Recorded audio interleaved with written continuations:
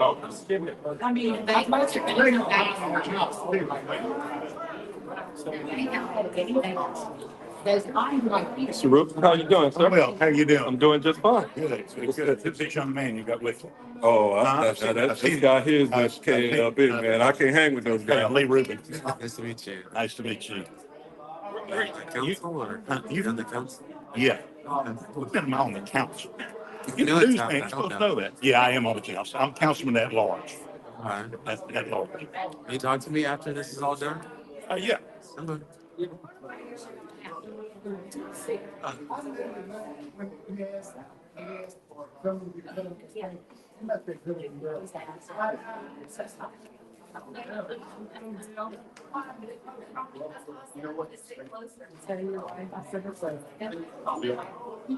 so Judy's, Yes. I need to start coming.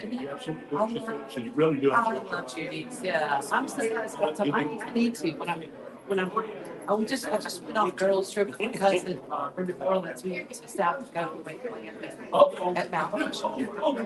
Yeah. And I said, we've been married almost 30 years. And you want to go to camp? I said, "Man, this was high." Glad you had fun. I get three. They're supposed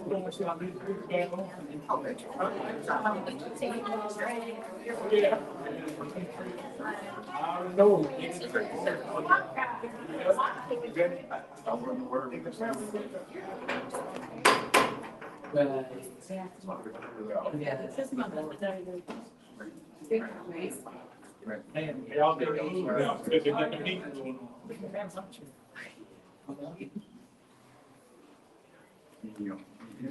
A community affairs service and event committee is called to order. Myself, Councilman Fowler, Councilman Greg Washington. There's only one item on the agenda, and that's to hear from Crystal Braley, Park Manager Coach Randolph and Beulah Lake State Historical Site.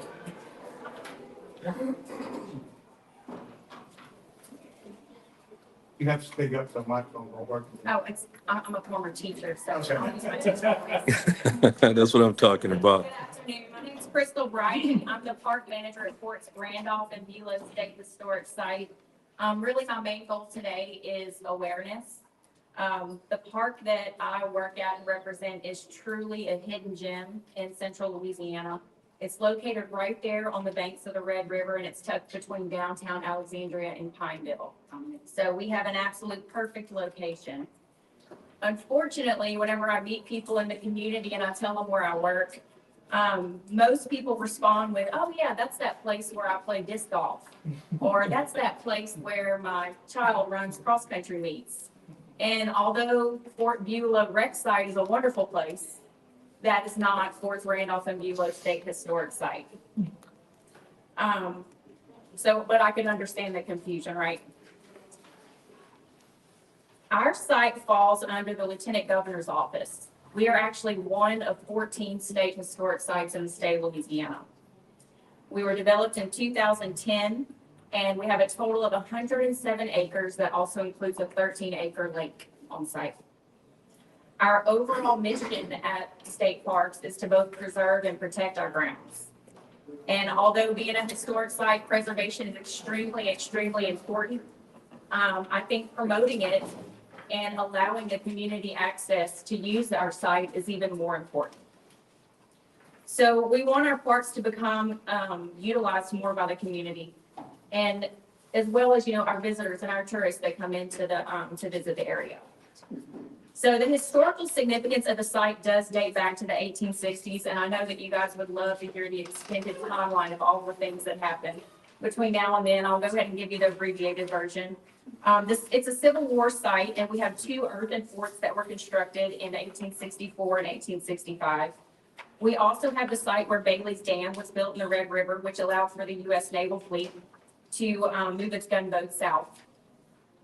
It has a beautiful museum that's full of artifacts, and it truly tells the story of Louisiana's involvement in the Red River Campaign during the Civil War. Now, I'm more of a nature person. So if you're not into history, there's even more for you to do at the site. We have a variety of recreational activities. Many people don't realize that our lake is stocked by wildlife and fisheries. They stock it with catfish multiple times every summer. And then in the winter, they even stock it with rainbow trout. Visitors can also enjoy hiking. We have multiple elevated boardwalks where you can enjoy nature, bird watching, and then just see the beautiful live oaks that are throughout the property. You can check out the gardens. We have vegetable gardens that are maintained by Sinlaw's Master Gardeners Association. These crops are harvested and donated to Manor House. So a variety of events and a variety of things to experience at our site. We also host monthly programs. Just this Saturday, we had a Victorian Tea Party that we had an amazing turnout. We do guided nature hikes every month. We have soldier talks and musket demonstrations for those people that are really invested in history. Every year, we have an annual school day and a battle reenactment at the site. This year, it'll be next month, the last weekend in September. But it's more than just a place to visit. It can also be a venue for your next event. We would love to host community 5Ks. We would love to host your work events, your birthday parties, your family reunions. We would even do weddings. Believe it or not, we have a wedding package for our site. So keep us in mind next time you have to plan family pictures or you're looking for a venue to host your next event. Because although I work at the state park, I am the park manager. I truly believe that this site belongs to the community. The park's open Wednesday to Sunday from 9 to 5. And there's just a $4 admission. Our senior citizens and our children under 4 get in for free. You can follow us on Facebook to keep up with any of our events throughout the year. But overall, again, my main purpose in speaking today was really awareness. Unfortunately, we don't offer disc golf, but I promise we have a wide variety of other activities for you to enjoy. And in closing, I challenge you to come visit the site for yourself. And please share this information with your communities and with your families. I'm happy to answer any questions, and I truly appreciate your time and opportunity. Thank you for bringing it to us. May I ask a question? Yes. Kelly, are you available for after-hour events? And how many people will your facility indoors handle? We are available for after-hours events, and there is a process to reserve the facility. As far as indoor, we can host a meeting space of up to 40 people. However, the museum itself can hold, I would say, 60 to 80 people, just depending on the style of event you're looking at. As far as outdoors, we've had thousands of people on site for 5 days and different outdoor activities. Thank you. Anything else? Yes, thank you. I did have a few questions, and I was the one who brought this to committee because I think this is a great hidden jewel in our community that helps Central Louisiana and definitely Alexandria. And one of my questions though is tourists. How many tourists are you seeing coming in, and what's the economic impact on it? You know, our visitation ranges from, let's say 1,000 to 1,500 people a month. And majority of the tourists or visitors that I see are out of state or even out of country. Just last week, I had a couple from the Netherlands come, people from California, Arkansas, Mississippi, Texas. I mean, weekly, we're seeing a ton of out of state and out of country visitors. I don't see as many locals, which I'm trying to really figure out why that is. But yes, it does bring in a good number of tourists from outside. Okay. Yeah, I thought it was pretty amazing when I came. I didn't know anything about it. Question about the fishing. Can you go fishing there? You said. Yes, it's stocked. You can go fishing. We even have fishing poles on site that you can borrow. We don't even charge. You can borrow one of ours. $4. $4, you can fish all day long. We do sell From 9 to 5. from 9 to 5, yes, sir, Wednesday to Sunday. So is this the same facility that Mr. Linda Rose used, weekend before? Yes, ma'am. Convoy, Black Convoy? Yes, we did, they did a lecture. They brought in, Miss Geraldine Lee from North Carolina, and she did a fantastic series. We were celebrating National Buffalo Soldier Day on July 28th. Okay.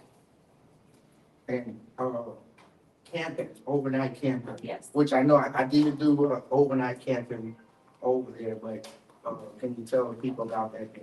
Yeah, you could arrange overnight campouts. Obviously, that would be again like a facility use agreement, depending on the group. But yes, you can bring out, we've had mentor programs, we've had Boy Scouts, Cub Scouts, Girl Scouts. But yes, the facility is available to rent for camping. And Jim, I know you help at Manor House. I see, I know some gifts to the man. Okay, yeah, I thought that was big, a organization right there. Yeah, I've been there when they came, when some of them came Yeah, so that's in. I had to cut it up. So that garden provides for a Manor House, which really helps in our community. So, thank you so much. I guess if we get a chance, go on out and Fort Randolph and Eulon. Yes. Thank you so much. Thank you, Mr. Man, have you ever been on Urban Cats? You need to get on Urban Cats. It would help. And advertise. Thank you. Yes, ma'am. Thanks. Thank you, Ms. Crystal. Thank you. This meeting is adjourned.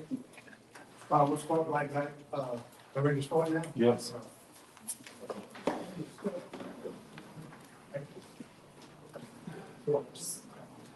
Hey, y'all need to tell them kids to come to you.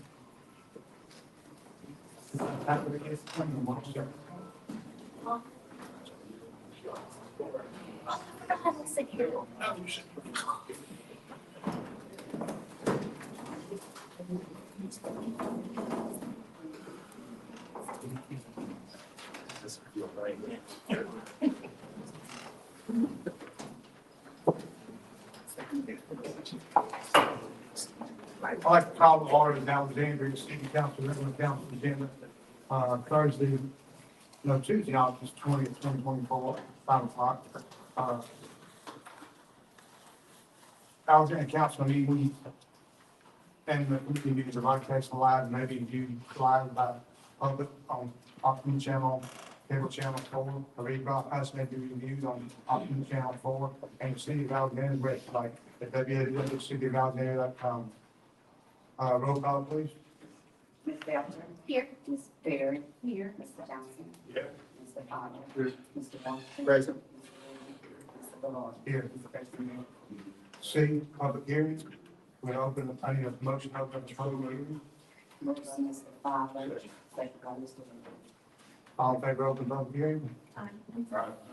Opposed, public hearing vote. Number one, one item. Consider levying additional or increasing millage rates without further voter approval or adoption. The adjusted millage rate after reassessment and rolling forward to rates not to exceed the prior year's maximum. The estimated amount for the tax revenue to be collected in the next year for the increased millage is $11,509,466.92. The amount of the increase is attributed to the millage increase is 398,657.17. In a motion, a second. Moved. Second. Public hearing is up. Oh, public hearing is open. Okay, this is for the public to hear. The council will not be speaking in this. This is for the people to give their opinions. First of all, Uncle Willie's chart. Yeah, 3 minutes, good.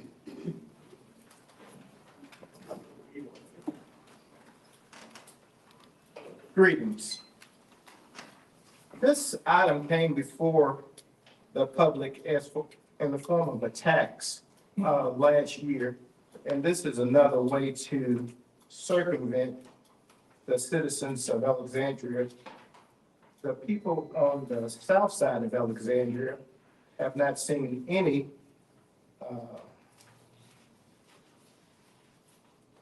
lack of better words, anything pertaining to increases as far as taxes are concerned. So I would suggest that this council vote in favor not to approve this millage. District 3 is cash strapped because of the Restore program and other programs. And I'm just not in favor of it. So I ask that this council will please consider not approving this. Thank you very much. Thank you, Ms. Hart. Ms. Bell?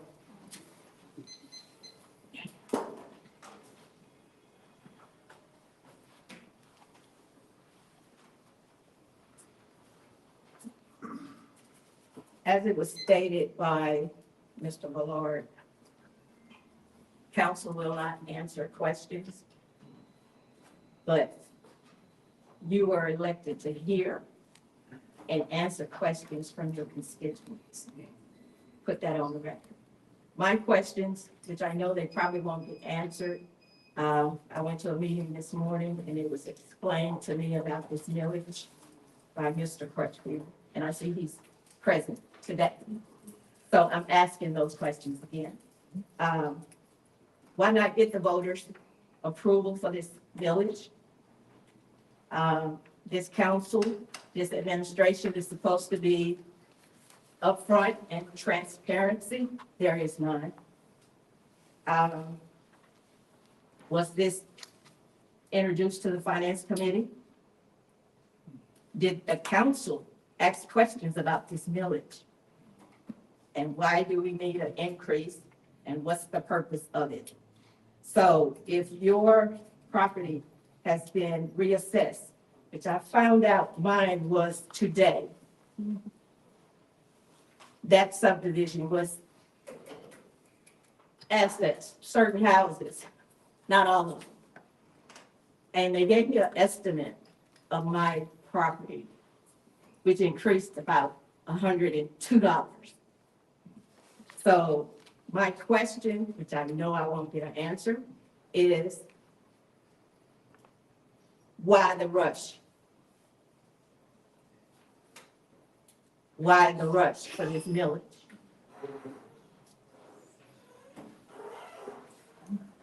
And another thing, you also said that if we had any questions, that we could contact the council. Well, I did that. And I got the answers, which I knew I was going to get from the administration. So I myself would like my councilman to vote no on this. And if not, we'll go from there. Thank you, Ms. Bell. Cornelius White, Jr. Thank you, sir. Mr. Cornelius Lawson White Jr., 3638 10th Street, Alexandria, Louisiana, 71302.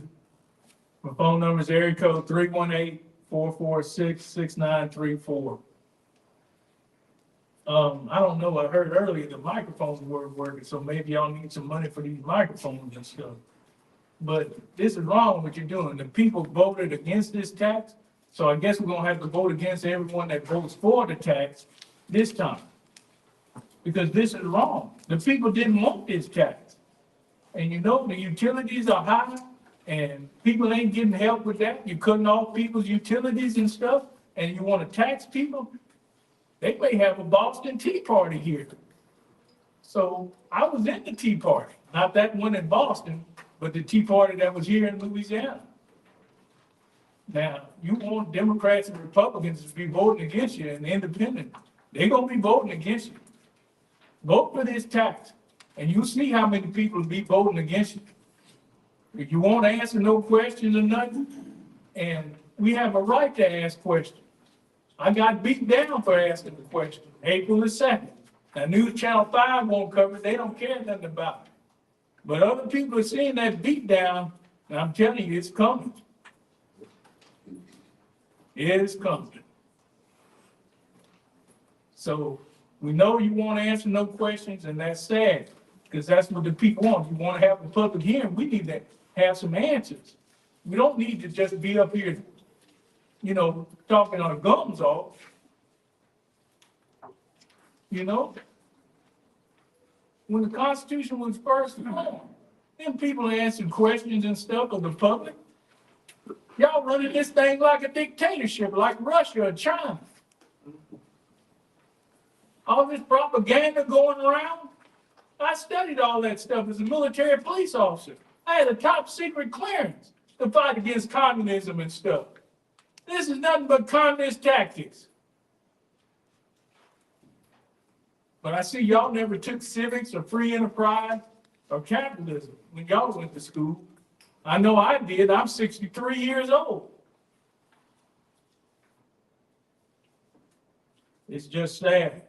It's sad that this place is being run down in the ground. And the poor people are paying. It ain't the rich that's paying. It's the poor people that's paying. But like I said, the voters gonna speak.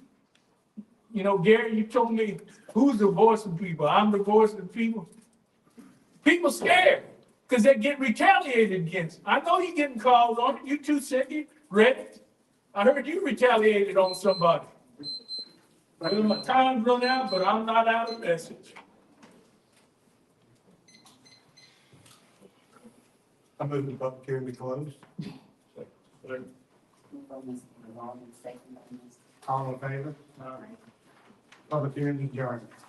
Now we move to the council meeting. I call order. I'll get the council meeting.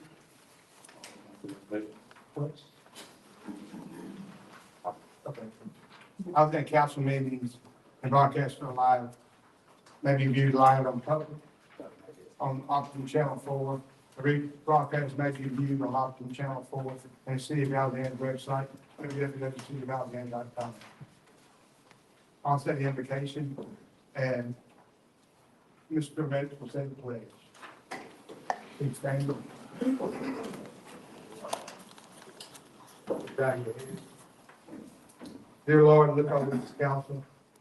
Let's make the right decisions. Look over all of our members and their families. Look over our team, and a special prayer for one of our team members who is in the hospital right now. Please pray for them, watch over them, and watch over the city. In God's name we pray. Thank you. Pledge allegiance to the flag of the United States of America and to the republic for which it stands, one nation, under God, indivisible, with liberty and justice for all. Roll call, please. Here. Ms. Terry. Here. Johnson. Here. Fowler. Here. Washington. Present. Gerald. Okay, we have a presentation from 6U Dixie Softball Sweeps, Dixie Softball Bears. Thank you, Mr. President. Recently, we had two teams to win the World Series for Dixie softball. We had our 6-year-olds to win, and we had our 19-year-olds to win.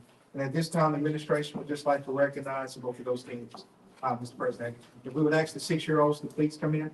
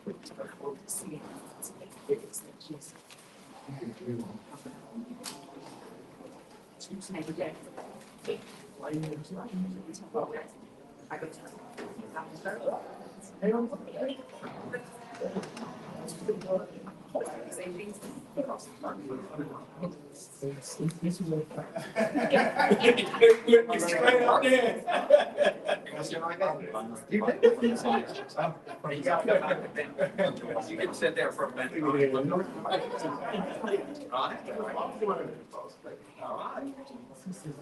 Now, look, you're gonna get mad if you get.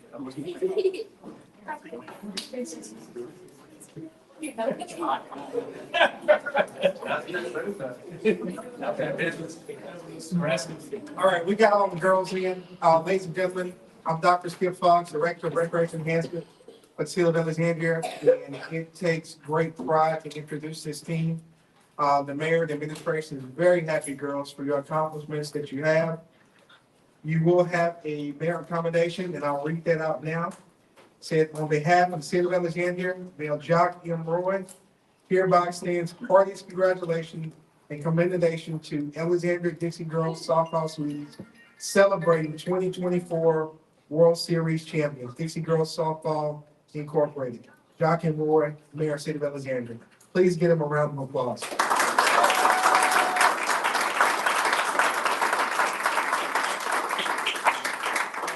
Ladies, as I call your name, please come up to receive your medal from the mayor. You guys proud of what y'all did? Are y'all? You proud? Right, but also humble, right? Takes a lot of work to get there, right? You're proud of all the other teams you competed against, right? But not so proud you're not happy you won. Huh? Well, congratulations to all of you. We're all very proud of you. It takes a lot to get to that level and accomplish what you have. And all these coaches in here know that. They're all proud of you too. Even guys in here and girls in here who didn't coach you are just as proud. Okay? So y'all come get your medals. Blakely Boutte. Blakely? Rory Brown.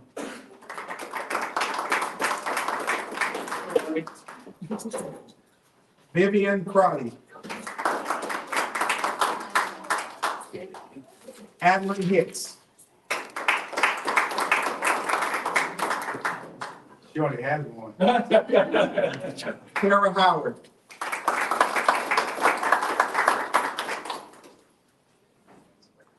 Lacey McCann.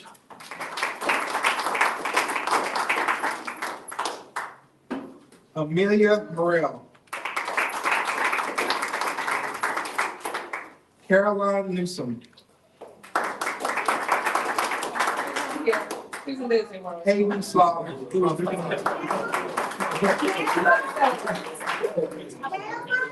Paisley Goldman. Rayleigh Burney. And Sevani Basalan Sordanya.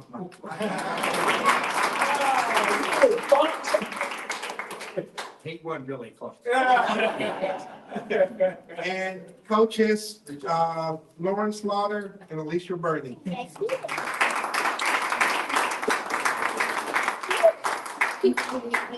Thank you so much, girls. Y'all did a great job. Great job.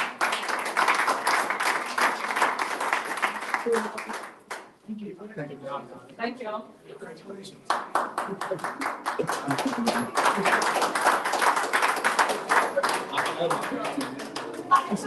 I'm not supposed to be. This is.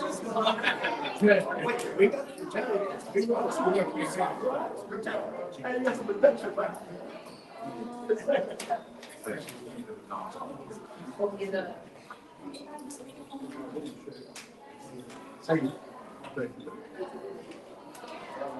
And we'll now recognize the 16 and 19-year-old teams. They were also world champions.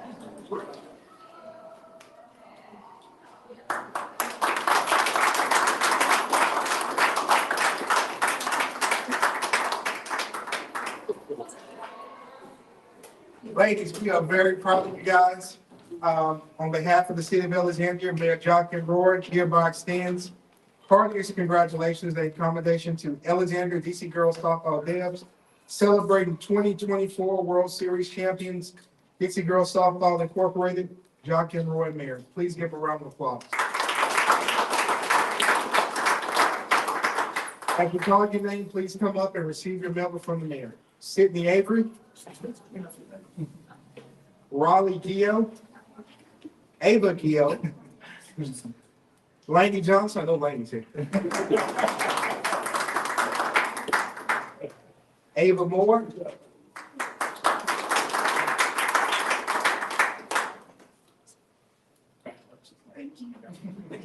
Jody Jowers. Kylie Methvin. Winley Vincent. Megan Cootie.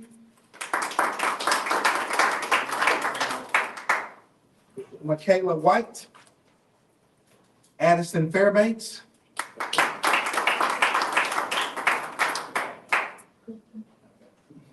Cassie Lacasse. And coaches Charles Cologne and Ashley Johnson.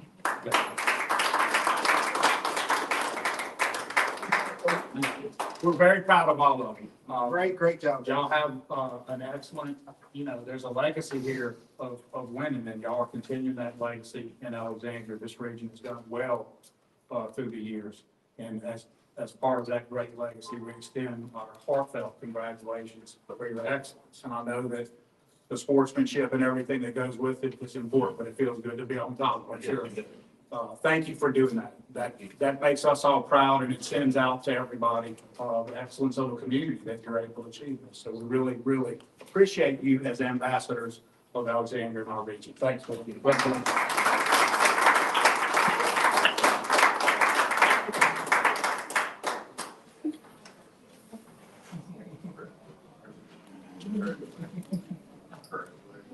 Mr. Mayor, Mr. President, City Council members, we're committed to continue to bring World Series and state tournaments to the city of Alexandria. We thank you for your time, and with that, Mr. President, I yield back.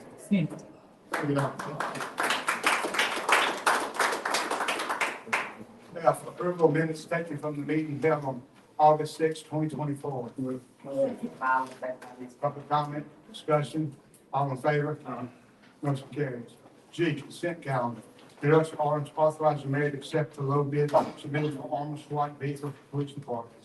2, introduction of ordinance to reaffirm and continue authorization of the Greater Alexandria Economic Development Authority Gator District, a special political subdivision of the state in Rapides Parish, within authorized by RS 332740.60, the act in the city of Alexandria, ordinance 286, 2023, for the purpose of cooperation, economic development of the city of Alexandria. 3, introduction of ordinance authorizing the mayor to renew the 2022 and 2025 water well maintenance rehabilitation contract with Lane Christensen. 4, introduction of ordinance authorizing the mayor to accept the proposal received from electric transmission distribution emergency service. 5, introduction of ordinance authorizing the mayor to accept the proposal received from American Wire Security LLC for single conductor cable for the electric distribution board. 6, introduction of ordinance authorizing the mayor to accept the lowest proposal received from EPR Systems for 5 EMS recommended system for the fire department. Committees? 2. Legal finance.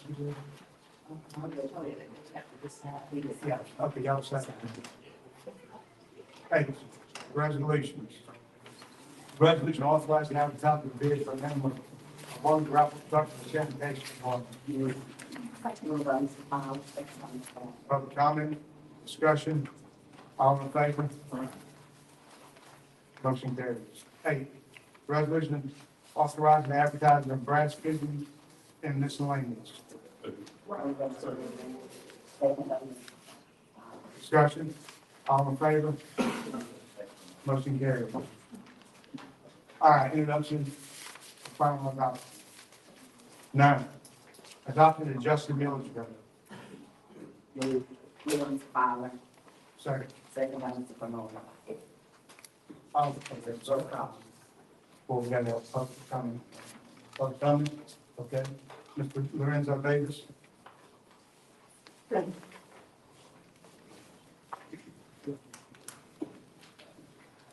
Lorenzo Davis saying everything was spoken in open session was definitely spoken correct regarding straw, swine, smell.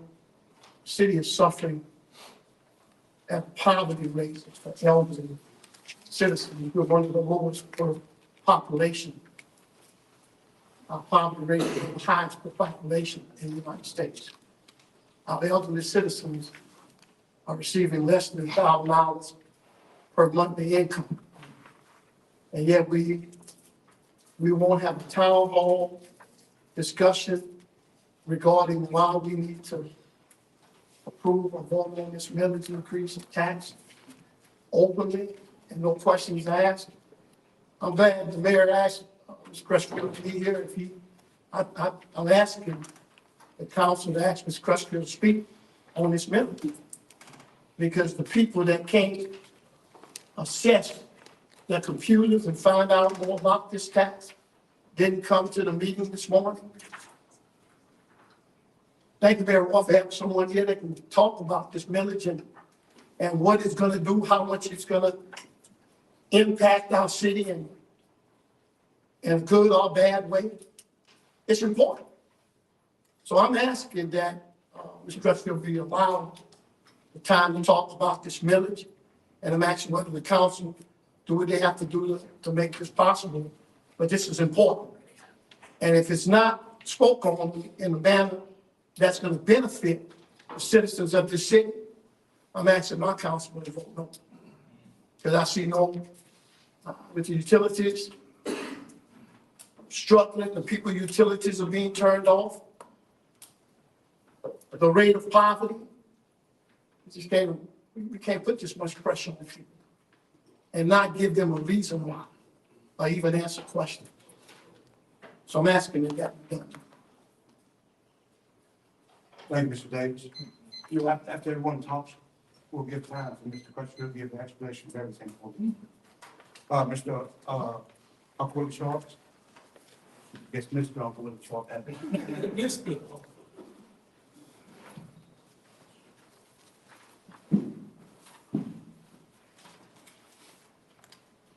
Greetings again. As this council is aware, we pay a recreational tax, and these young ladies just came before us and talked about the wonderful things that they're doing with the recreational tax, but yet we have recreational centers that's not open.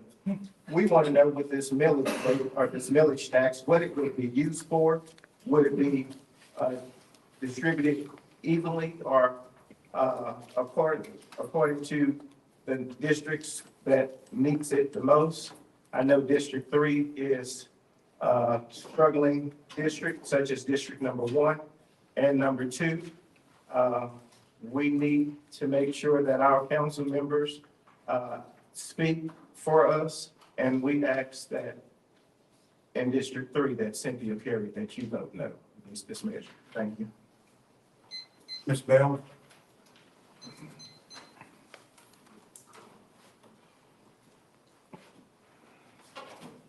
Basically, just remember what I said when I first got up here about the millage. And I'm looking forward to Mr. Crutchfield giving his spiel. And again, District 2 Councilman, I would like for you to vote no on this millage unless you're gonna give me half of the increase that they gave.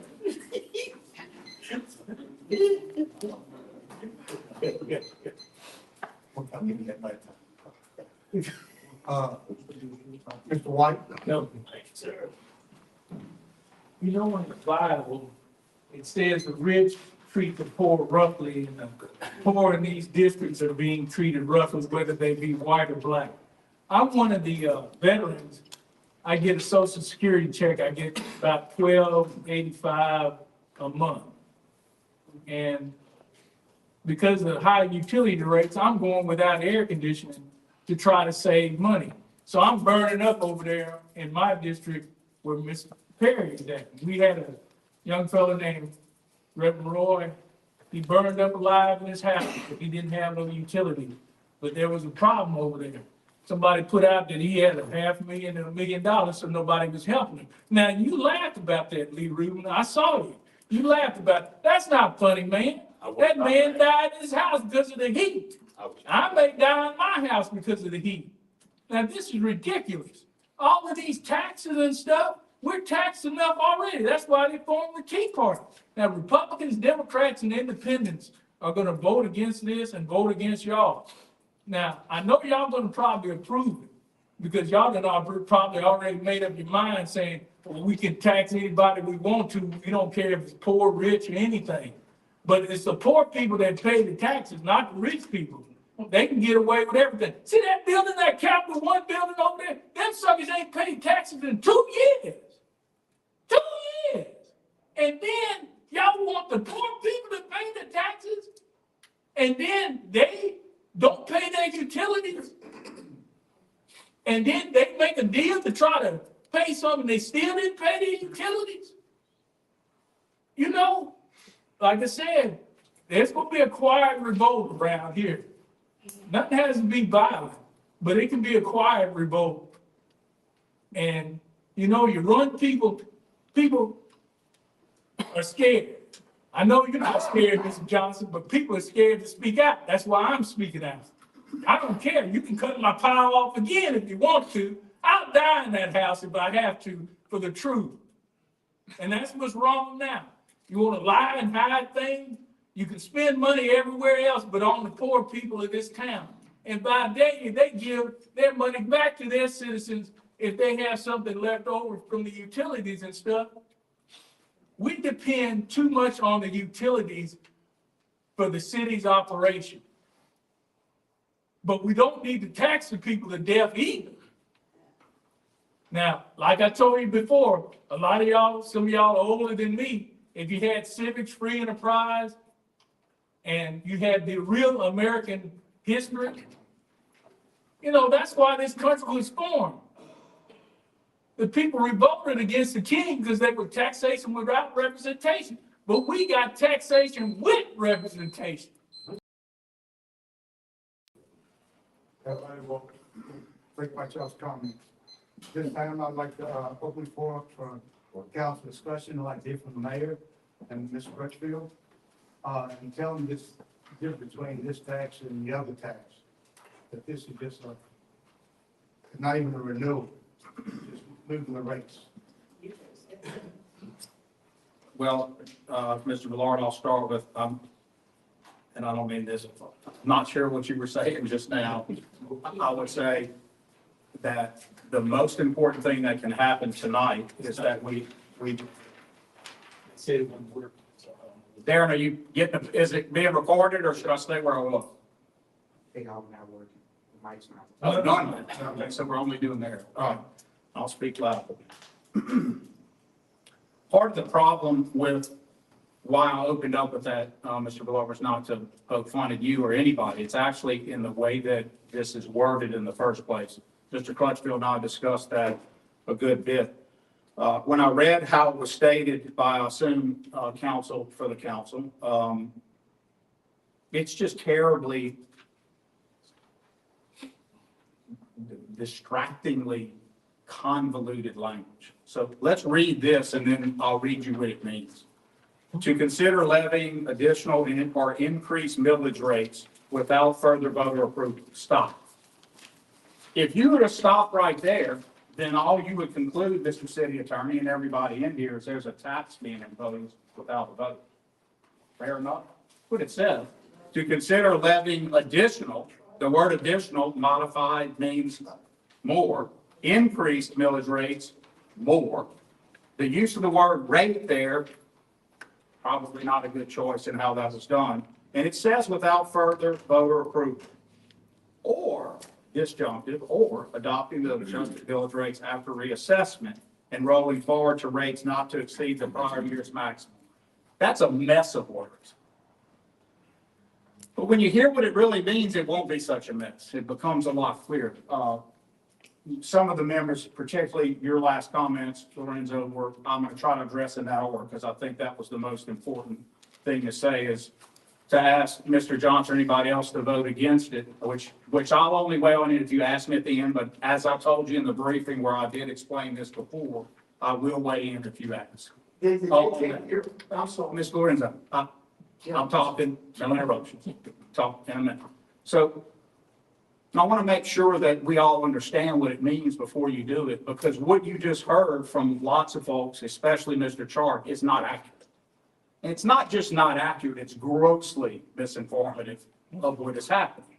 But that's okay, because you really couldn't expect him or anyone else to get it when you read that language because of what it looks like.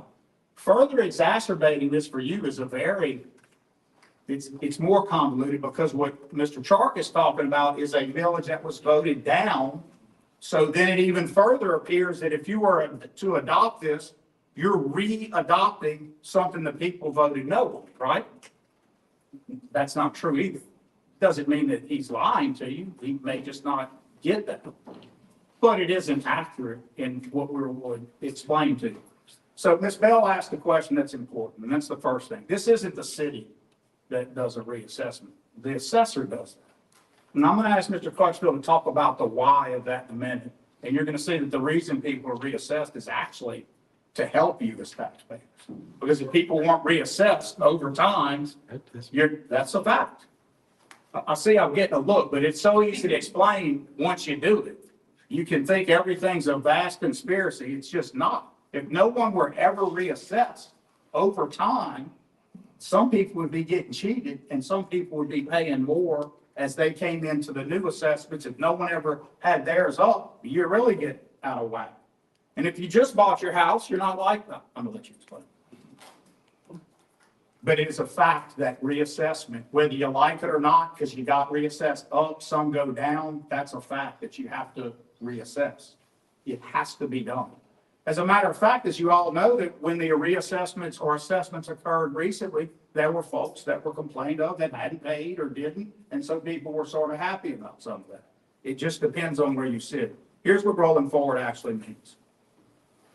Rolling forward occurs when an increase in assessed property values results in increased revenue so that millage rates are auto-adjusted downward to have the same revenue you had before. Rolling forward, what they will consider tonight allows the taxing district, in this case Alexandria, to maintain the millage you already approved as voters. I saw Jay say yes. So when you say that the taxes are being raised categorically, that's not true. This is the same millage you already approved. But when the assessment values had a net effect of increasing revenue, is this correct so far? 100%. The legislative auditor punches you back to just put you where you would have been in the year forward. So imagine the millage was here, you already voted to approve. Because the assessed values when they all occurred resulted in a net up for our taxing district, in this case, the city, in his case, the sheriff, in your case, the jury. Jury, by the way, didn't roll forward. I think other districts probably they mostly all have. We'll talk about the politics of why or not in a minute, but here was your millage. The resulting increase in value made it an automatic down to have you have the same revenue you had in years prior.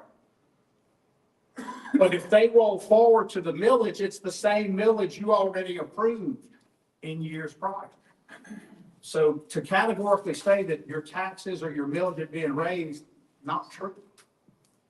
But when they have to roll forward, if you want to politicize it and you want to do fake news with it, you'll accuse them of it. But it'll be nonetheless fake news. Okay. True. May not have the opinion it's fake news, but what I'm saying is factual. It's true. Yes. Same millage the taxpayer paid last year. If they roll forward, the millage will be the same.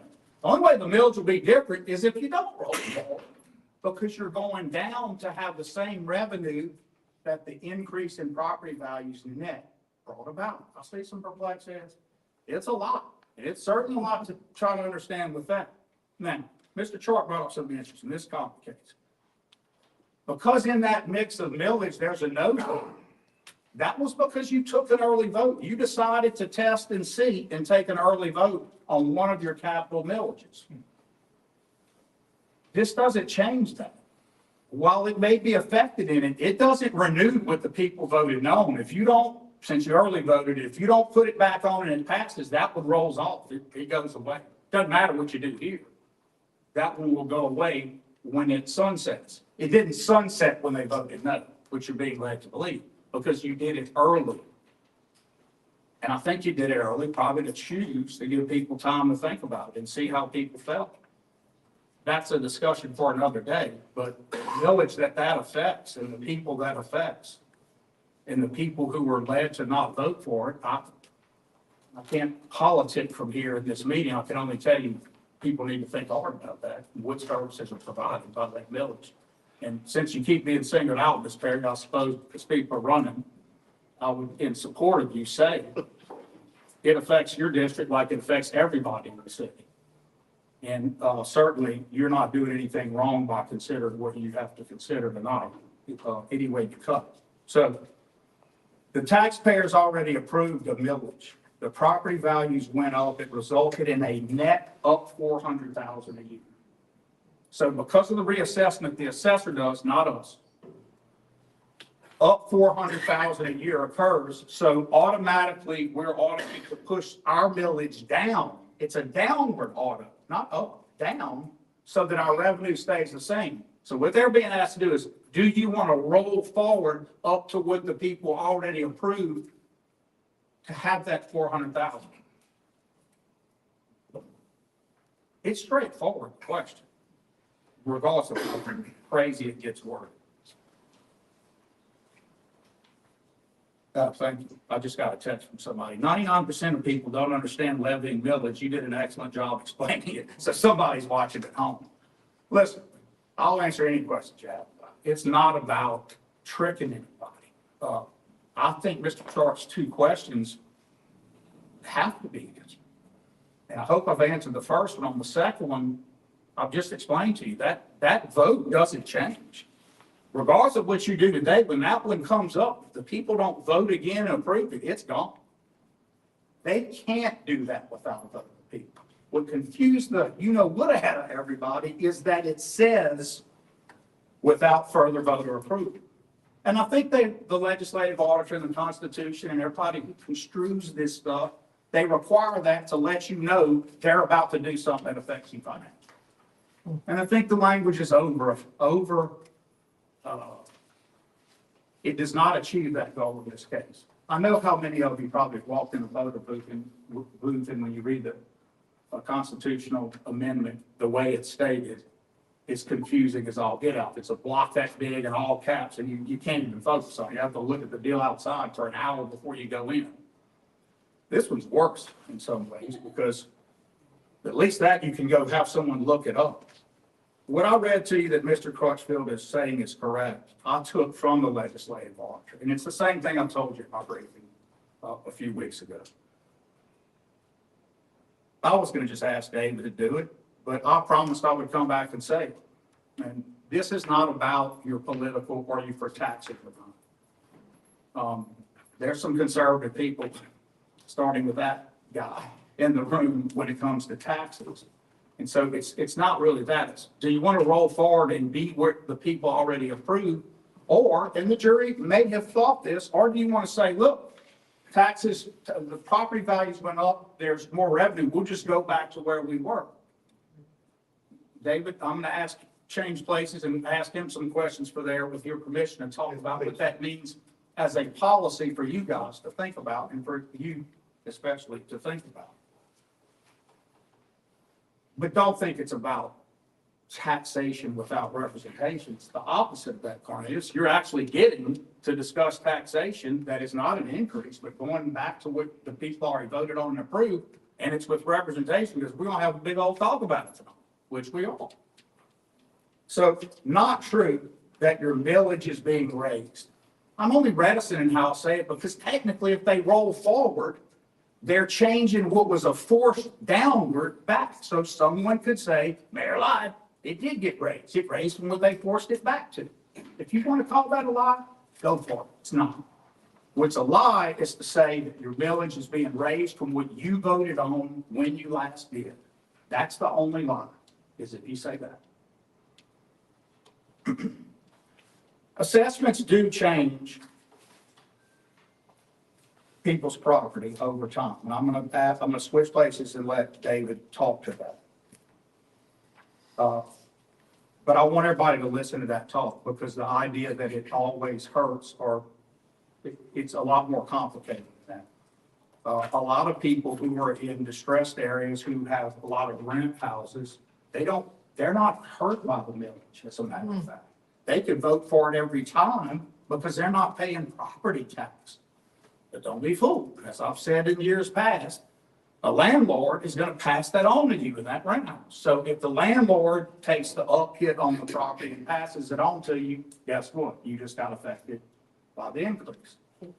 So it's not fair to say, and I've heard people say in the past, and I've always felt that had a tinge of not always being racial, but sometimes, but it has a tinge of, oh, well, why should you care if wealthy people have to pay the property tax, it doesn't affect you, you're renting. That isn't true, because the same people who own that house are gonna change your rent to cover it. So it isn't fair to say that renters don't pay the tax or property tax. It's fair to say that relationship is there, please understand it. Because it's dishonest to say the relationship's not there. All right, I'm gonna switch places, Councilman, if you don't mind. This is important. We'll go through it. Then I'm gonna ask Daniel to talk a little bit too. Hey, we can take the mic? If there's no mic, we can do it. Let him get it. I would like to clarify, I think that listening to the mayor and to the folks that spoke tonight, just clarify exactly what is going on, what the item on the agenda means. The city has 3 property taxes. There's a 11.25 mil capital improvement tax, a 6 mil recreation tax, and the general alimony. I'm not sure exactly what the millage rate is. But those taxes have all been, except for the general alimony, which is by law, but they've all been voted on by the people and are in place. And every year, the council has to levy those taxes for them to be collected. After they've been voted on, they don't just automatically get collected. They have to be levied by this action every year. Every 4 years, there's a reassessment year where the assessor's office is required by law to do some reassessment of different properties that they do. And so the levy, which is what's on the agenda tonight, is a little bit more, it's one extra step. There's 2 resolutions instead of 1. But what they're doing tonight is just levying the millages that are already in place. One interruption. There's 2 on your items. Everybody look at 9 and 10. So you can see 1 is to adopt, and then that's one is the roll forward. David, you were just hitting on it, but again, it becomes so cloudy when everyone listens to it. Don't they have to take a certain action just to preserve where they are in the first vote? Every year, they have to levy the millage. And so I'll agree with the mayor 100%. I mentioned it to you 2 ladies this morning.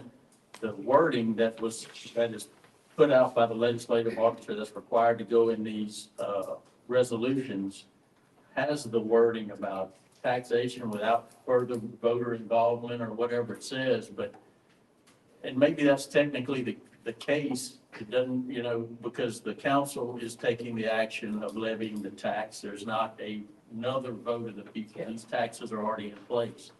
So I just listening, that hadn't been said yet, that all we're doing here is re-levying the taxes that are already in place and have been for years, that have already been approved by the voters. The only issue here is, as the mayor said, there's an adjusted millage that's calculated and provided to the council, calculated by the assessor's office, provided to the council. That would be the adjusted rate based on the calculations of increased assessment value and those kind of things. And then you're allowed to, what they're calling roll forward or levy the same millage as you did last year. So that's what's really on the agenda. I just wanted to say that, because in here listening. Roll forward to levy the same millage. If you don't, you go back to you go to a D. The second item would be the roll forward, which is to levy the same millage as the prior year. No additional tax, no increase, no additional millage increase, no change. It's the same millage that was levied in the prior year. David, before you leave the mic, and I see Donna nod her head because she's been doing this a long time. I have never probably asked you a direct question, and I will ask your permission, Mr. Parham. Do you believe that what you're hearing is accurate? Yes. Lorenzo brought up something also wanted you to, David, you gave me a note when he said it, and I think this is important, and I wish I had said it or thought of it. He was asking something about elderly folks and how this could, is there anything that assuages that or helps that or ameliorates any issues with that? Is there something that can happen with elderly? Yes, and that's a good point that you brought up, but whoever mentioned the elderly folks, there's a a certain age, and I'm not sure what it is. What it is, Lee County on tonight, I don't know. 65, you can go to the assessor's office and they will freeze your tax assessment. So, elderly folks who have done that are not affected. Don't know how to do it, I just It's handled by the assessor's office. head over there and try. They're gonna tell you how to divide the reassessment. That's good information. It is. You just fill out a form. I don't think it's This truck's probably already done.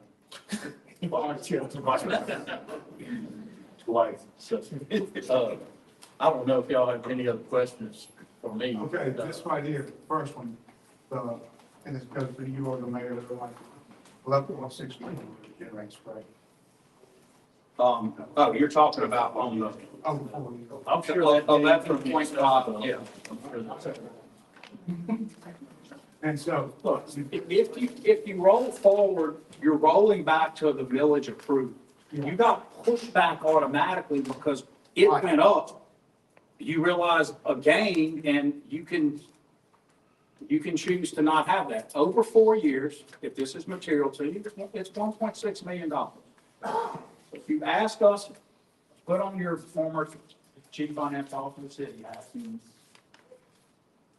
What was the question? It's 11. he says it's an 11 point. But you go asking about the mills or the 11.5? Number 9, the price is like 11.6. That's for all three taxes. Yeah. 11.25 mils, which is. So, if we're not. No. It just happens that it's the mill. It's actually the levy. Yes. It's public. Yes, if you don't levy the tax tonight? Yeah. Yes, absolutely. You Yeah, will not we need to collect collect- it. You will not collect it. You will not ask go. Yeah. We will not collect anything, so we're really laying off. That's why I wanted to say, that's why I was trying to make that point. Oh, All you're doing is levying. Yeah, if you don't, I know that. yeah, I don't make sure everyone knows that. Yes, sir. They're gonna be laying off people if they do. You saying that if this tax is not approved tonight, that city. If number 9 is not approved, not. Number 9. No, number 9, yeah, number 9 is done every year. But you talking about you're gonna have to lay off employees.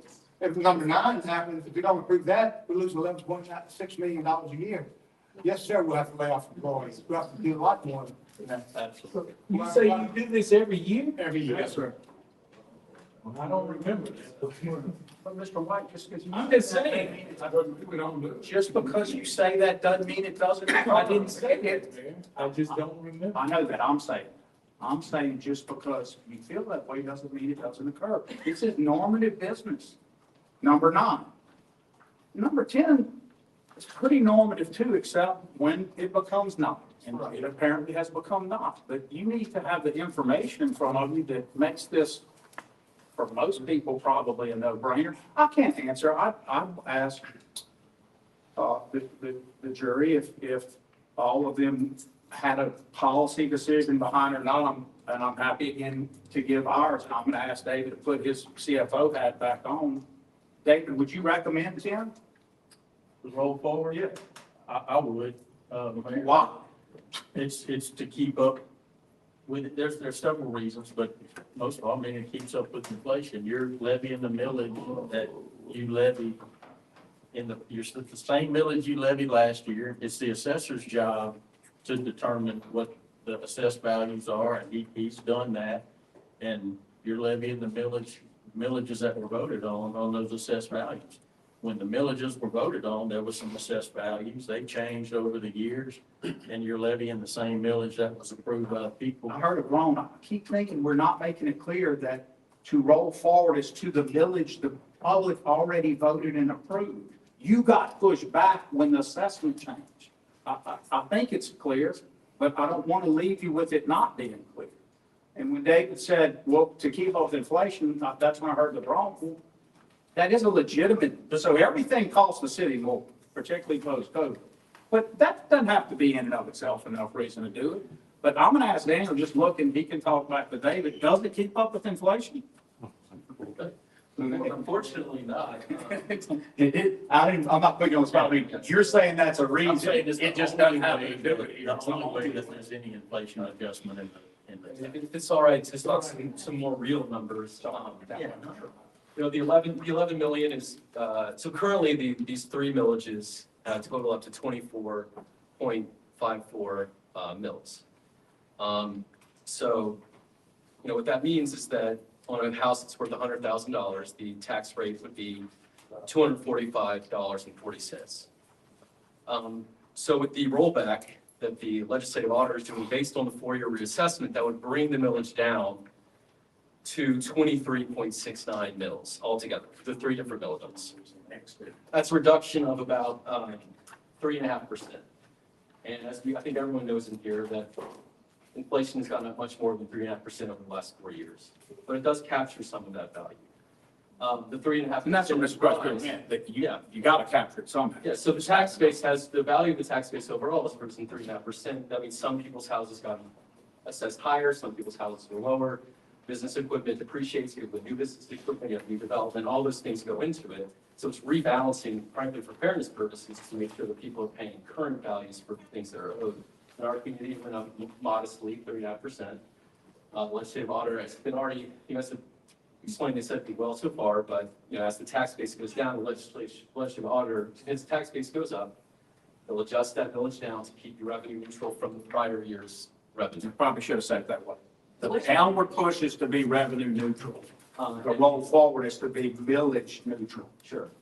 So in real dollars, that would mean, you know, you have the total, all three millages collect 11 million something. Right. This reduction of 3.5% would be about almost $400,000. The mayor mentioned 1.6 million over 4 years. 1.6 over 4.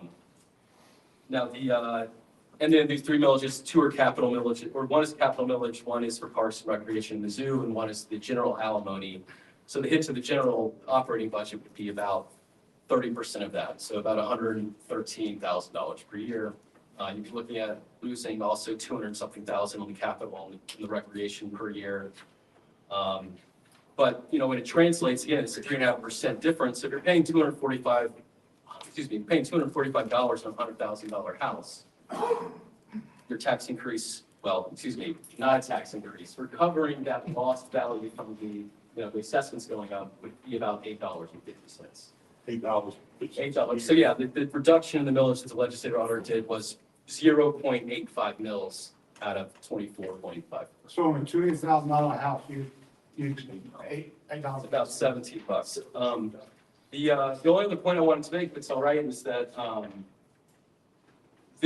you can't exceed. You guys can reaffirm the lower millage. You could raise it back up to what was already approved by the voters, which is that 24.5. Can't go above. Can't go above.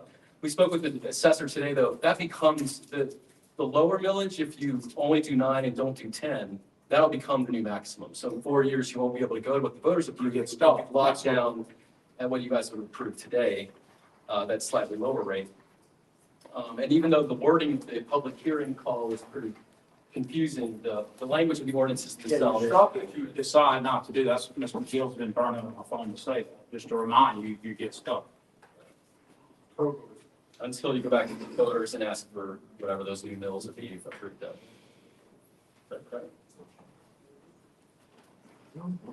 Yeah, you're losing 100,000 a year. I'm going to ask Mr. Crutchfield to explain the fairness part that I was. Well, a lot of reassessment, I would say, you know, people, when someone buys a house, say your neighbor sells their house, you bought your house 25 years ago, and a lot of times the assessments are based on, well, they're usually based on the transaction value. So you buy a house, your assessment's based on the sales price. And somebody moves into your neighborhood and, you know, 10, 15 years later, and they pay a lot more for the house. Your neighbor in a very similar house could be paying significantly more tax than you are. Or if you're the new person, you could be paying a lot more tax than your neighbor is. So a lot of times reassessment, so not everybody's house gets reassessed. They're more to balance some of those things out. It's really what a lot of it's for. Yeah, but it never feels bigger. You're the person who adjusted up. That's the problem. That's if you're, and I knew that's what you meant, Mr. Moore. But it doesn't change what David just said. It is designed so that if you just move in and you're on the new highest version and you've been in yours forever. But I also know that some people see this, well, that's too bad. I've been in mine forever. So I get that too. These are facts.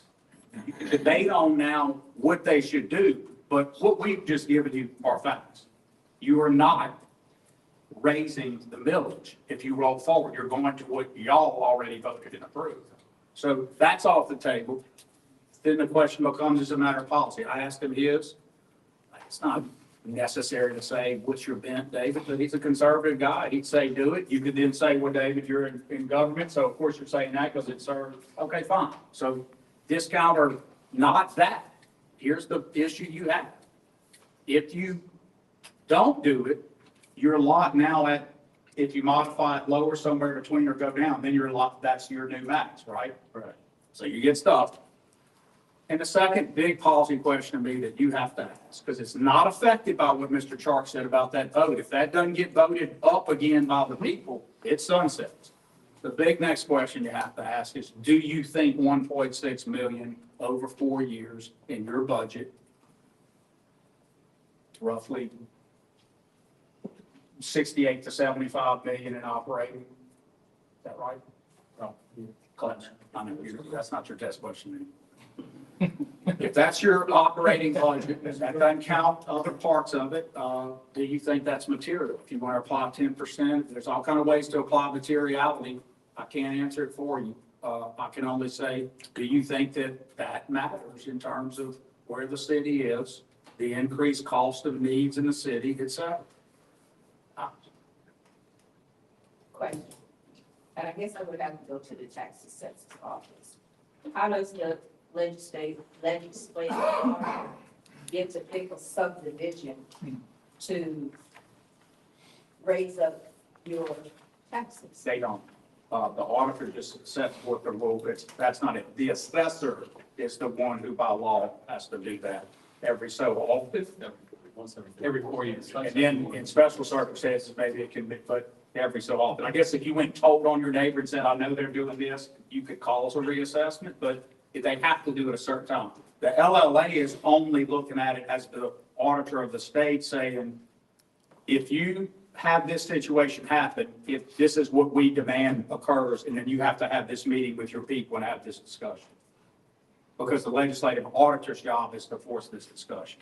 And in the forcing of this discussion is this language, and I read their site again twice, and I think they usually do a good job in those FAQs. If you read them, they're frequently asked questions, but Ms. Bell, I'm assuming that this is trade language. No, I don't believe so. That's, Or is it just come directly from, that's what you told me, I didn't believe. Oh, I accept it. I'll leave Trey alone. Mr. Mayor, If this is legislative auditor language, I would say, as I look at their site, it just leaves a lot to be desired. Again, to consider levying additional or increased millage. That misleads you, except that since it's a force downward, you will be increasing it back to where it already was, back to that. It also says, where did it use rate? The estimated amount of tax revenues to be collected from the increased millage is X. Well, because if you're pushed back and do it, then it's increased. But if you really were using the right term, you'd have to, it's not rate. It's because you've got pushed back. Yeah, I mean, look, the question is simple now that all of this is out there. Do you want to realize the 1.6 that the people voted the millage? That would be millage neutral. Changed is it got pushed back because property values changed. Number 9 is the one for the, number 9 is, You got to, you have to do that to even calculate. you got the 59. You have to do the milling back in the top. Yeah, right. That's what. And that's where on number 9. Cannot be voting. I do have a question, Mr. Johnson. Mr. Mayor, I do have a question. Will the action of number 10 result in the citizens of Alexandria possibly paying increased taxes in the future? We just explained all that. I'm Oh, asking okay. questions. It was a yes or no question, Mr. Mayor. So, Mr. Hinton, this isn't a courtroom. You're not the prosecutor, and your trap question won't work with me. No, it probably, Okay. I just explained it in exhaustive detail, and if you listen to the question the way he asked it, and what it's designed to do, it discounts whether you consider, and I even said it myself from the lectern, if you consider the pushback and you rolling forward to bringing it back to what the people voted on, an increase, then you answer his question one way. If you consider it like every head nodding who's been at this game, in this room, doing these every year for a long time, you know how to answer it. But if it's designed for politics and election years and all that, I'm not here to do that. That's for something else. So with all due respect to that question, it's a bad question. Mr. President, I have the question to you then. Will the action of number 10 possibly cause citizens' rates to go up? Mr. President? Yes. No, your rates will not go up. If you vote in favor Your of 10, rates will not go up. Your rates stay the same, sir. rates will stay the same. Yes. But will we possibly pay more taxes if you vote yes on item number 10? It depends on. Jim, What percent? just explain. So if you argue rate to mean what the pushback and going up means, you could answer that the opposite of what you said. It just doesn't make you being untruthful after this explanation. But I mean, if you design a gotcha question, I can do them too. They're very easy to where either answer is wrong. We all learn the thing, when did you quit beating your wife? I mean, these questions are designed to give you a trap. And it's okay, because we understand that, but you don't have to feel like you need to unpack a bad question. Can I ask y'all a question? Why do y'all wait till the last minute to do all this stuff? See, that's what makes people upset. You wait until the last minute. So we can answer, we got it. You asked the question. I can answer that question. We did. Somebody did. No, the assessor has to take care of the. Is this every year? Or 4 years? Okay, that's 4 years. So- Got that. Once they get finished with it, they send it to the legislative auditor's office for approval. They just got it back. And once that comes back, there's a 30-day notice period. This has been advertised twice in the paper. Within 30 days, it's all required before you can have a meeting. So this is probably the earliest y'all could have got that done. I know we did our meeting today at the sheriff's office because it was the earliest we could do it after getting all that stuff done. Okay, but you're saying it was in the paper for 30 days? It was in the paper twice over 30 days, 30 days prior to this meeting. But if you don't get the paper and you're not on the internet, how are you gonna know? The requirement is that it be advertised in the Journal of Record. Mr. White, that's Let me ask you something else. You got News Channel 5 and you got, Urban Cast. Why don't y'all go to them people or KLEX? I understand you said the paper, but nothing's been put on KLB or KLEX or Urban Cast. I mean, what they, No, I'm just asking, because this doesn't make any sense. If you don't get a paper and you're not on the internet, hold up. If you don't get a paper. This is not how a meeting works. Just bear with me. Well, I'm asking that question. You said, Hold on. If you ask a question, then let an answer come. If you ask 16 compound things, there's no one, just hold on. In the first instance, because the law requires a certain way to do it. So the law will tell you the Journal of Record, the law will tell you how it has to do.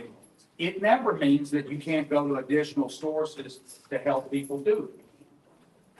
But the additional sources have to then be accurate and show it and tell people also. So sometimes jurisdictions just say, we're gonna do what the law says because that's how you have to do it. Then you have a meeting like this and you work through it. But trying to find, this is not something the city did. I didn't say that. It's okay. Listen, also keep in mind, this is a very routine thing that we're doing. This happens every year. There's no trickiness. It's just something that happens every year. All I'm saying is the 30 days. That's all I'm saying. You said it was in the paper twice. that's what the law requires. Okay, so why don't you go to KLB or Urban Cast or KLEX so the people will know, or even announce it during your. I did. I had this discussion in detail. When? at my briefing where I went over exactly what you had a whole. You sent a notice off for you? Nobody, Mr. nobody, Mayor? look, I'm gonna tell you something. You talking about that marriage briefing, right? Yes, sir. Okay. Usually you notify people, but Urban Cast wasn't notified, only KLB was here, right? No, I don't know who was here, but I put my notice out, like, a council notice is done. No, but how did the public know? Cause if I had known, I would have been up here. Mr. Chair, this is not a. Right. Wait on. No, it's not way off. You said you had it at your meeting. I did. Okay, so you explained all that stuff then. That's all I'm saying. Ms. White, you can have the floor, please. Okay. Before we break though, to answer something that Mr. White brought up, David, he's talking about a notice issue within the 30 and how to get more information out. So let's unpack that 1 second and then we can then. Because of these contained timelines, and again, I can't answer for Jay and the jury yet. I'm gonna ask him after because I would like to know. He may want, can I ask you now? What was y'all's thought? So what we did was, Mr. Rick Dakota. Do you mind, go just to put it in the record, please? I know they're not recording any differently through the mic, but so it's official. Mr. Rick Dakota called us and asked us how do we want to vote on the taxes. And he said his best idea, because he didn't want to go up on people taxes. So he said, I want y'all to vote it till I'm gonna keep it the same way for the next 4 years, so the people wouldn't pay more money out of their pockets, because we already had an income in the parish. So Rick told us, stay the way it is, keep it the same, do not increase people's taxes. So we done that. We done with what his recommendation was. Would you agree that now having heard that, you're not increasing their taxes, but No, you would be giving them the benefit? In other words, if you roll forward, it's the millage where y'all would have been by doing that, it's just less money to have to pay. Yes, that way. Yeah. So we don't want to save people money. So our job is to save the parish money. Okay, and so, David, back to Cornelius' point about 30 days. Even the Waterway Commission, you were telling me, y'all chose not to? We ran out of time. But it was because of this time constraint. If y'all had had more time, do you think it would have been different? But like I said, you don't be. You can't speak of that, sure. Yeah. All right, so that's our. Councilman, you get question? Oh, thank y'all for all of that information. It was a lot of information, and I made phone calls too because I had some people call me about it. And I just wanted clarity, so I didn't call out tax assessor, Rick Dakota. And I basically told him, I said, give me 1 + 1 = 2. Let's make this real simple. And it really is hard to make simple, this whole thing. But I want to let it be known that this is not a new tax. So when people are saying we're trying to pass a new tax, this is not a new tax. This is a village that is already there. And with that, we are not voting to add to the tax. We're not voting on tax. It's a millage where we have two options. We can either use the adjusted rate, which lowers the millage. That's the way he explained it to me. Or we can keep it the same. Now, there's no, and I'll just be open with everybody. There's no, this works good for the city and this works good for the people. It's not one of those things where when we vote, that you know where it's gonna do good for this one and do bad for this one. There's really a lot of gray within this because we won't know until 4 years from now. Colin, to answer your question, Mr. Hinton, on are the people gonna pay more? Ms. Bell didn't know that hers was gonna be assessed and it was gonna go up. We don't know that because that's more of for the tax assessor because he goes out and assesses 100% everyone's property. So we don't control that aspect. Mr. Washington, I 100% understand what the assessor does. My question simply was, Mr. Washington, will your action, It's okay. well, he called my name, It's Mr. okay. President. Mr. Hinton, it's okay. I'll hear your question, and if I can answer it, I will. And if I can't, I'll let you know. My question again, Mr. Washington, is simply, if you guys go through with action number 10, will the people of the city of Alexandria possibly experience a tax increase? Yes or no? So with you asking that question and with the questions that the questions that I've asked the tax assessor is, I couldn't get a solid yes or no on your question. I couldn't get a solid. So why are yes or you no. voting on this tonight, Mr. And Washington? so here's one of the things. We have to make a decision because the worst case, what happens is if we don't make a decision, then you get locked in. So let's just say, for instance, you want to sell your home and you put work into your home and you bought your home at 100,000, but you feel your home should be assessed at 150,000. Well, the tax, if we lock it in, then that's it. You only have $100,000 home. Hopefully you can sell it for more than that, but the tax assessor is gonna be locked.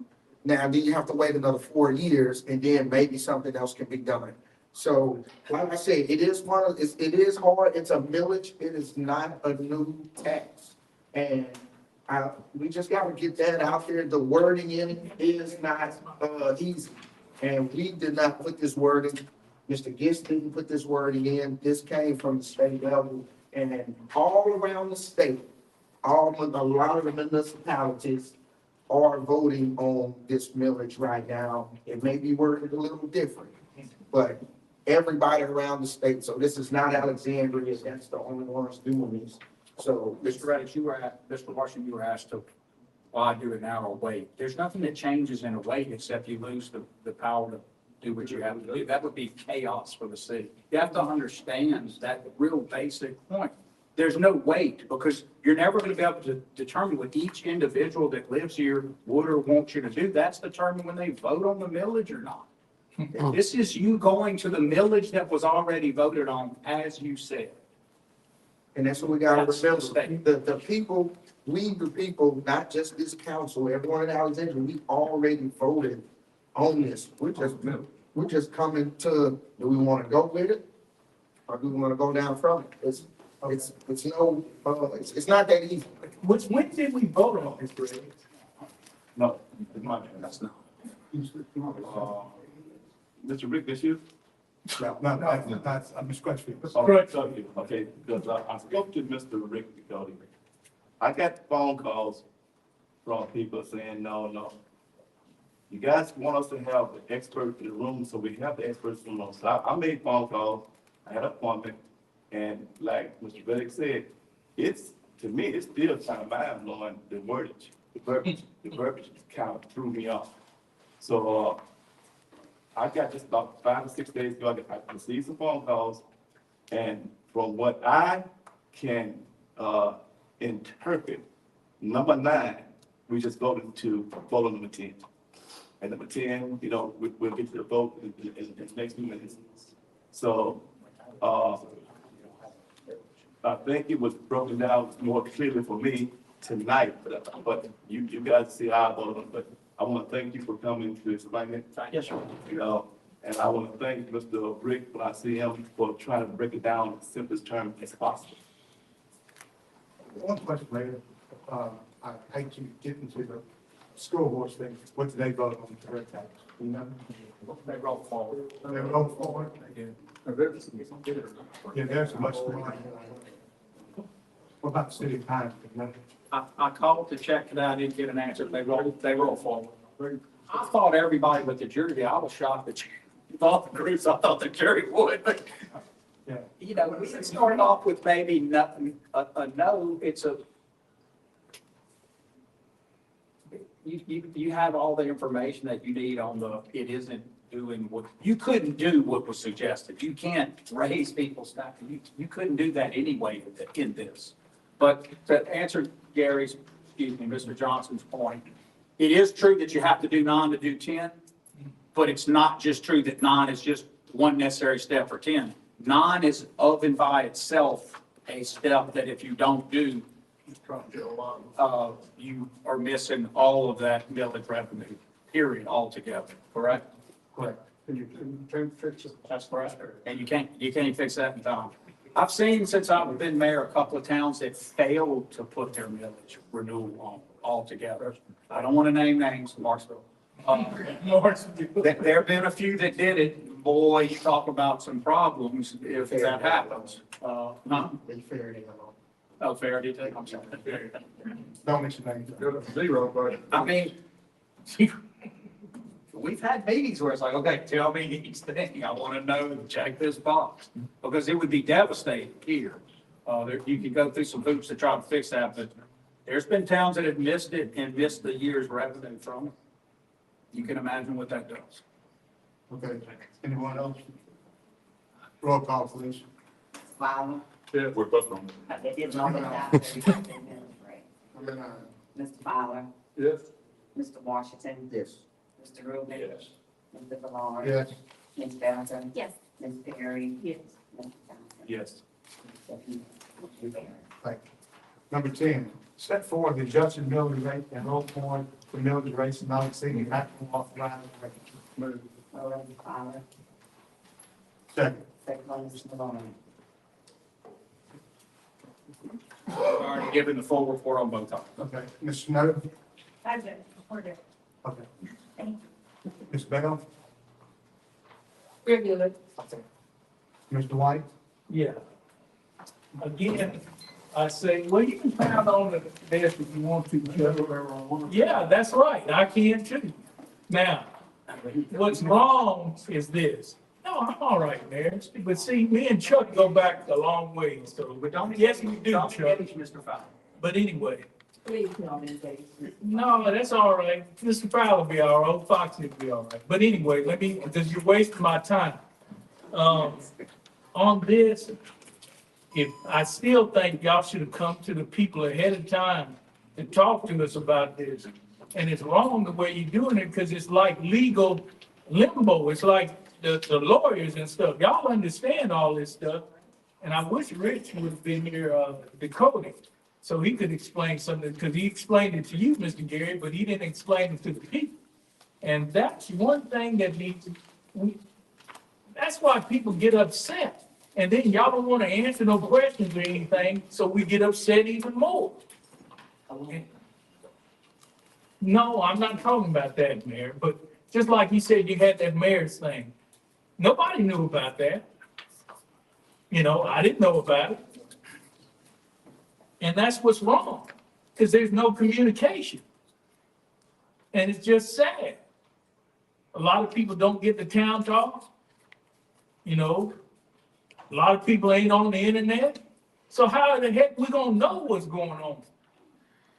Now, all 7 of y'all supposed to understand everything, but you're not getting it down to the people on the ground.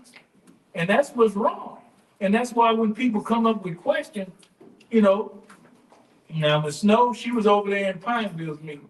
Them people that talk to very kindly and respectfully, over here you get beat down for talking and asking questions and stuff. You know, we're gonna be in court next month, if I can live long enough. But you know, that was wrong to beat me down like that for asking a question.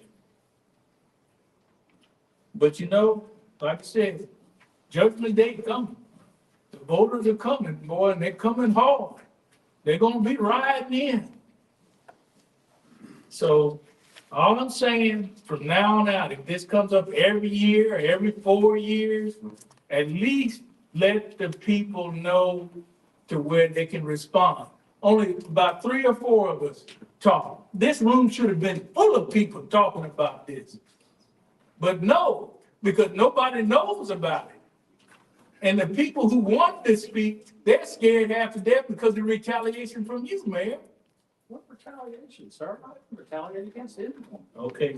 I see you smiling because you know. Mayor, my power's been cut off a number of times. I don't cut power off, Mr. White.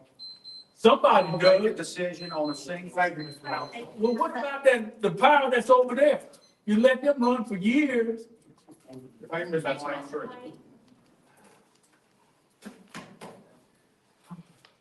Discussion. Roll call, buddy. Mr. Fowler, Yes. Mr. Washington. Yes. Mr. Rubin. Mr. Ballard. Yes. Ms. Belcher. Yes. Ms. Perry. No. Mr. Johnson. No. Motion carries. Number 11, consider final adoption order authorizing the mayor to enter into professional service agreement Mission Motors LLC proposed provide grant writing and other related service to Alexandria Police Department under such terms and conditions as the mayor believes reasonable and necessary. Second. Mr. White? Yes, sir, thanks. Exactly what is it? The person that helped the grant writer to get the grant to the police department. Okay, so, and did we need this before? I'm supporting the police department, but I mean, so we need grant writing, I mean, it's been there all, I'm just trying to, is it Probably been not so? necessarily, you probably didn't have it specialized in the police department, I'm not sure, but I think it's well needed, because with all the different grants they can get, they need somebody to make sure they can get all the money from the federal government they can. Okay, just like that thing with the ATF, right? The grant that y'all got with the ATF and APD. Hello? I don't know what you're going on. What, well, you approved it. You don't forgot That's a about it? different item, so it can't really. No, but that's with APD, right? But it's not the same thing. So you said, but any other grant stuff other than the ATF, like grants, maybe for the FBI or something like that? The city applies for grants for all of our departments for a lot of different things. We've got a grant for the drainage for Chatlin Lake. We get grants, the police department gets grants to help pay for new equipment and new cameras and that kind of stuff. So this is just somebody that is knowledgeable in how to apply for those grants. Okay, but what I'm asking, has this been done every year? Is this something new or This is the next company, I think. it's a new company? Thank you, I'm not sure. A new company, man? You don't know? Nobody knows if it's a new company? I did know, but it's just. It's not germane. Everything's not germane. Right. But do we know how much we're spending on it? That's germane. That's taxpayers' money. Correct? That's not your money, Mayor. That's taxpayer money, right? We've It's- started- it's- Okay, I'm Can you going to answer say a something. question, or I wanna know. How this works. If someone has control in this body, or this floor, and would exercise germaneness, and more importantly, just basic protocols, meetings would go well. I don't mind answering Mr. White, but I do mind the way in which stuff is posed. Because it's not appropriate how he's trying to talk right now. Well, it's just how you should make a meeting. It doesn't have to be adversarial, and yet it can be robust and about free speech. But it doesn't have to be a courtroom, because it's not one. It's my understanding, and it looks like a different fact sheet to me, but as I recall from staff, this is a budget neutral item, and the person is paid if they receive a grant, which means it has no fiscal note. Normally, when ours come down, there's a block on them that's different from this one that checks the no fiscal impact. But it is budget. So that's the answer to that single germane question in all of that. Well, that's all I wanted to know. Simple, yes or no. Simple, is it budget neutral? Are we paying extra for it? Have we ever done it before? Your time is up. Thank you. Yes, sir. Thank you, sir. Go back to what Mr. Lawson said, those for people what they kill. Ms. Bell? While Ms. Bell comes up, it's not the case that every grant writer can eat what you kill. This one, it is. A lot. Mission Boost LLC. Mr. White, Kendra Gravel. With this grant writing related to the Alexandria Police Department, I guess my question is, whoever, the police department, if they see fit in grant writing, will they pass it on, or do it have to be passed? Or can grant writing be done for cameras, since there's been an uptick in crime in District 3? So can this person write grants for the police department for cameras or anything that is related to the Alexandria Police Department? I believe the answer is if there's a grant that's available out there, they can apply for it.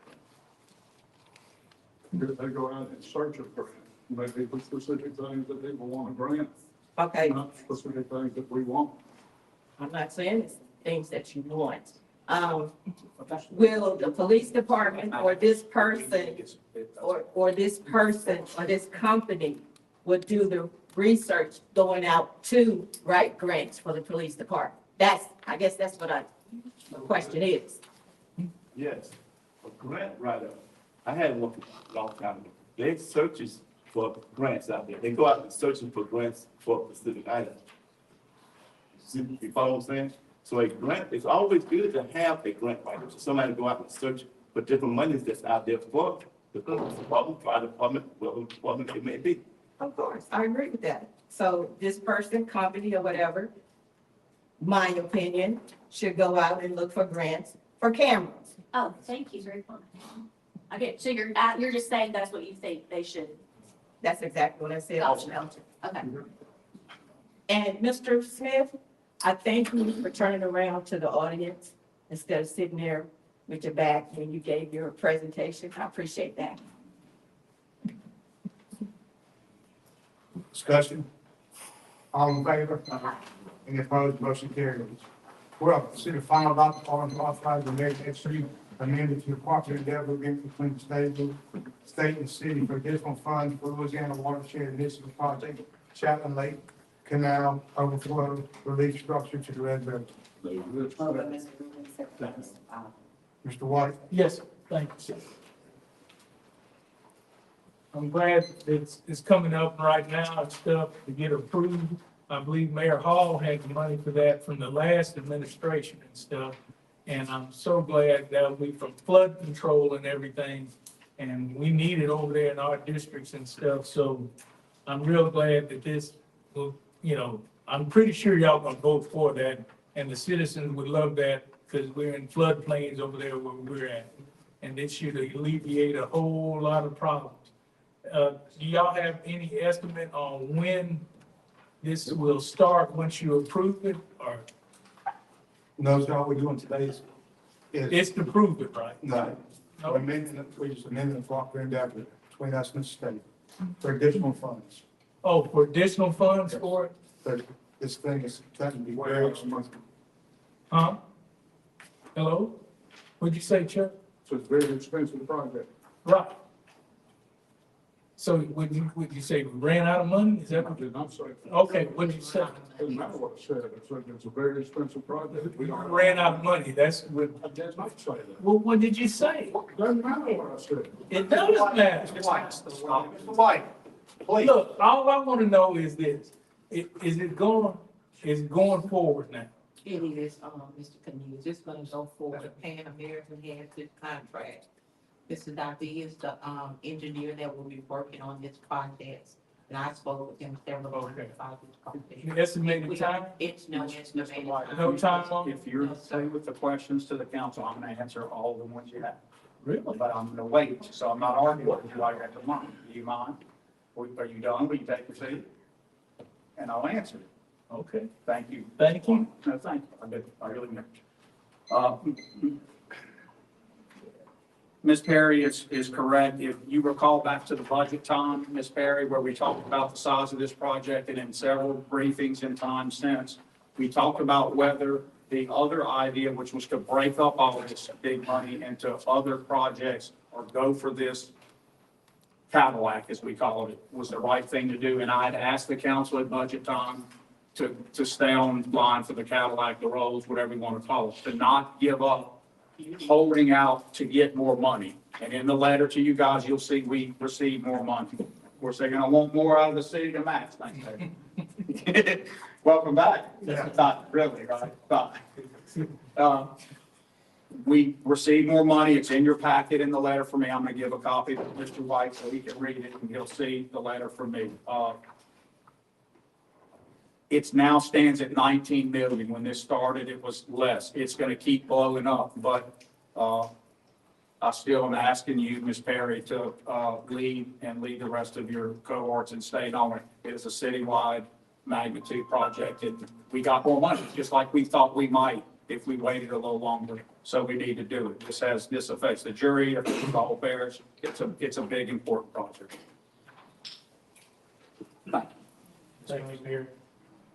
All in favor? Any opposed? Motion carries. 13, consider final adoption of ordinance authorizing the mayor to accept the low bid submitted for wastewater treatment plant roadway lining phase 2. Discussion, all in favor? Any opposed? Motion carries. 14, consider final adoption of ordinance authorizing the mayor to accept the low bid submitted for 4-inch hydraulic drive submersible pump for the wastewater department.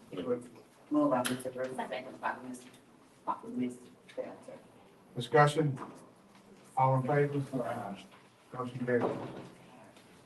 15, consider final adoption of ordinance authorizing the mayor to accept the low bid submitted for international BS 525 truck and truck now the jet road for the wastewater department. Move by Mr. Bruce, second by Ms. Bell, disregard. discussion, all in favor? Motion carries. 16, consider final adoption of ordinance authorizing the rezoning property at 30, 31, and 3105 Dolphin Street from CF2 Single Family District to B3 General Business District to allow for expansive commercial parking lot at the site of extending business, site of existing business. So all of this, ask for this, send me an email, this afternoon, ask this be delayed to whenever, and actually, where's, like, We need to delay it from specific time. do we, this delay it for 4 weeks. Well, yeah. 8 weeks? Without Trey here, I know you got a bunch of lawyers in the room, but I always get scared about if you don't delay with the date or the motion doesn't say with the date, the kill. Let's say 8 weeks. Delay for 8 weeks. You must get all the stuff. 8 weeks. Yes. Look, it's, just so y'all know, Yeah. there's a lot of consternation about this, in my neighborhood too. I know what the business is trying to achieve and what it's promising. I know why the neighborhood's concerned. And, this affords everybody the opportunity to try to convince each other and keep it there instead of it either being killed or passed and it affects Dawkins Street in a negative way. This is the way it's supposed to work. So this is a good thing. I move for 8 weeks. Go ahead. All in favor? Motion carried. This meeting is adjourned. Oh, I'm sorry. Yeah, I just wanted to say that, the Peacekeepers Coalition, which is our neighborhood watch group in District 1, will be meeting September the 9th at 6 p.m. at Homewood Baptist Church, which is 3111 Rapides Avenue. So when people ask about town hall meetings, that is one of my neighborhood watch groups in my district, where if you want to sit and talk with myself or anyone else, feel free to come. That is where you can get more information and we can actually have a Q&A. And those are the town hall meetings. So if you're not aware of your neighborhood watch group meetings, then possibly get in touch with one of the council members and we'll be able to tell you when the next one starts. And I'm going to remind people that this whole black book is on the internet every week. First thing, even if you don't have internet, just go to the library that have internet, free internet there, they show you how to use it. There's too many people that don't have access. I got credit for it.